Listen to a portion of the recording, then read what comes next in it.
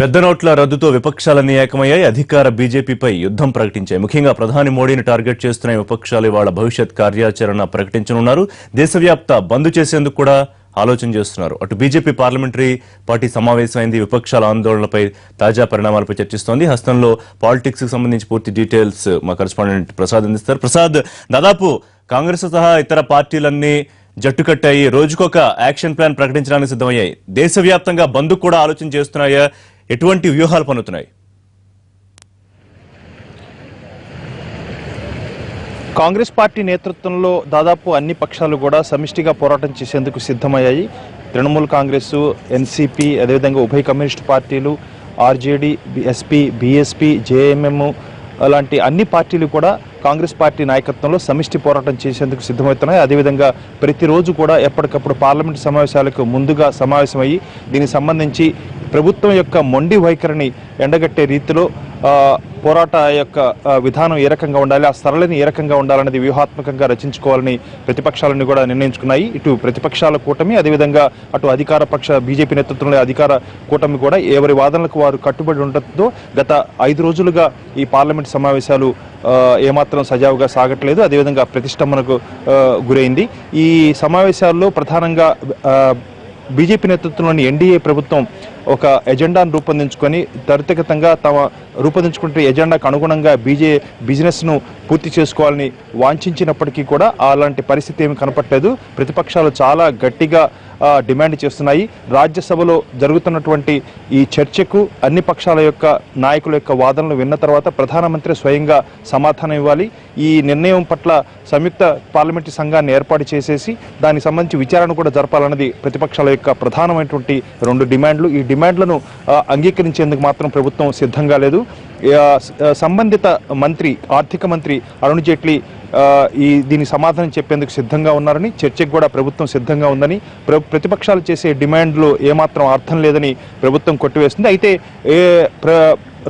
దేశవ్యాప్తంగా వస్తున్నటువంటి ఒక నిరసన ప్రధానంగా గ్రామీణ ప్రాంతాల్లో ఈ క్యాష్ ఫ్లో, ఈ నగదు మార్కెట్లో లభించకపోవడం అనేది చాలా ఆందోళన గురించే అంశంగా ప్రభుత్వం తీసుకుంది.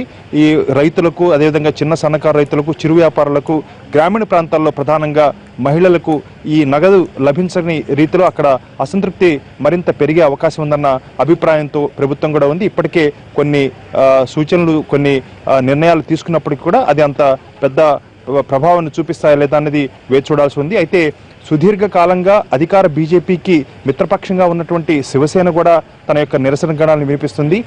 నిన్న శివసేన ఎంపీలంతా కూడా సమావేశమయ్యారు. వారంతా కూడా ప్రధానమంత్రిని ఈరోజు మధ్యాహ్నం 12 గంటలకు కలుస్తున్నారు. సహకార బ్యాంకులకు, అదే జిల్లా బ్యాంకులకు ఈ పాత నోట్లను బ్యాంకుల్లో వేసేందుకు అనుమతించాలని ఆ మేరకు నిర్ణయం తీసుకోవాలని, ఒకవేళ ఆ నిర్ణయాన్ని కనుక ప్రధానమంత్రి కనుక అంగీకరించకపోయినట్లయితే ప్రభుత్వానికి వ్యతిరేకంగా ఓటేసేందుకు కూడా ఏమాత్రం సందేహించవద్దని చెప్పి ఉద్దవ్ ఠాక్రే ఇప్పటికే తన ఎంపీలకు ఆదేశాలు జారీ చేయడం జరిగింది. ఇటు తన స్వపక్షంలోనూ అదేవిధంగా ప్రతిపక్షంలోనూ బీజేపీ నేతృత్వంలోని ఎన్డీఏ ప్రభుత్వం చాలా గట్టిగా విమర్శలు ఎదుర్కొంటున్న నేపథ్యంలో ఇంకా 50 రోజుల పాటు ఈ ఓపికగా ఉంటే ఈ యొక్క కష్టాలని అధిగమించవచ్చు అన్న మోడీ వాదనలను ఏమాత్రం కూడా పట్టించుకునే ప్రసక్తి లేదని ప్రతిపక్షాలు కూడా మొండిగా గట్టిగా ఉన్నాయి. కాబట్టి ఈ నేపథ్యంలో బీజేపీ పార్లమెంటు సమావేశం జరుగుతుంది. ఈ సమావేశంలో తీసుకున్న నిర్ణయాలు ఏ రకంగా ఫలితాలు ఇస్తున్నాయని ఎంపీలకు తెలియచేయడంతో పాటు ఇంకా ఎంపీల నుంచి క్షేత్రస్థాయిలో ఉన్నటువంటి కష్టాలను, అదేవిధంగా ప్రజలు ఎదుర్కొంటున్నటువంటి సమస్యలను తన దృష్టికి తీసుకురావాలనే ఉద్దేశంతోనే ప్రధానమంత్రి స్వయంగా ఈ సమావేశంలో పాల్గొన్నారు.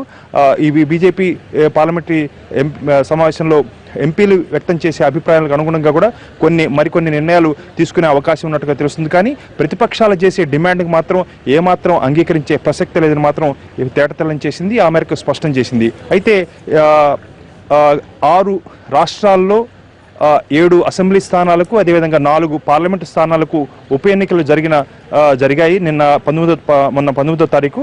అయితే ఈ నోట్ల బ్యాన్ తర్వాత, నోట్ల రద్దు తర్వాత జరిగినటువంటి ఉప ఎన్నికల ఫలితాలను కూడా రాజకీయ విశ్లేషకులు చాలా ఆసక్తిగా ఎదురు చూస్తున్నారు. ఈరోజు ఫలితాలు వచ్చే అవకాశం ఉంది. కాబట్టి ఫలితాలు ఏ రకంగా ఉంటాయన్న విషయంపై కూడా చాలా రాజకీయ విశ్లేషకులు ఆసక్తితో ఉన్నారు. కాబట్టి ప్రభుత్వం తీసుకున్న నిర్ణయం పట్ల ప్రజల యొక్క స్పందన ఈ ఉప ఎన్నికల ఫలితాల ద్వారా తెలిసే అవకాశం ఉందని కూడా వీరంతా అభిప్రాయపడుతున్నారు. మొత్తానికి ప్రభుత్వం అదేవిధంగా ఇటు ప్రతిపక్షాల కూటమి ఎవరి వాదనలకు వారు కట్టుబడి ఉండడంతో ప్రతిష్టంభన ఇంకా కొనసాగుతూనే ఉంది. ఈ వారం కూడా పార్లమెంటు సమావేశాలు సజావుగా సాగే అవకాశం లేదు.